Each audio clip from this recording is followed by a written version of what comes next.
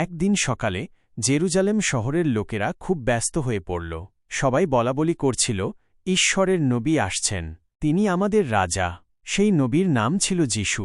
তিনি পাহাড়ের ওপরে দাঁড়িয়েছিলেন। হঠাৎ তিনি তার শিষ্যদের বললেন, তোমরা সামনে একটি গ্রামে যাও, সেখানে একটি ছোট গাধা পাবে, কেউ এখনও তাকে চড়েনি, সেটা নিয়ে এসো।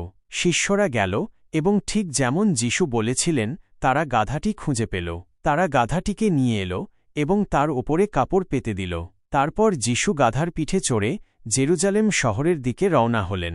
লোকেরা রাস্তার পাশে দাঁড়িয়ে বড় বড় খেজুর পাতা হাতে নাড়তে নাড়তে বলছিল, হোসান্না, হোসান্না, ধন্য তিনি, যিনি প্রভুর নামে আসেন। কেউ কেউ তাদের কাপড় রাস্তার ওপর বিছিয়ে দিচ্ছিল, যেন রাজাকে অভ্যর্থনা জানানো হয়। শিশুরা খুশিতে লাফাচ্ছিল, সবাই গাইছিল, রাজা আসছেন, আমাদের মুক্তিদাতা আসছেন।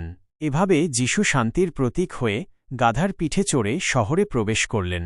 এই দিনটিকে আমরা পাম সানডে বলি, কারণ মানুষ খেজুর পাতা দিয়ে যিশুকে বরণ করেছিল। ভিডিও ভালো লাগলে লাইক করুন, কেমন লাগলো কমেন্ট করুন, আর বন্ধুদের কাছে শেয়ার করে দিন।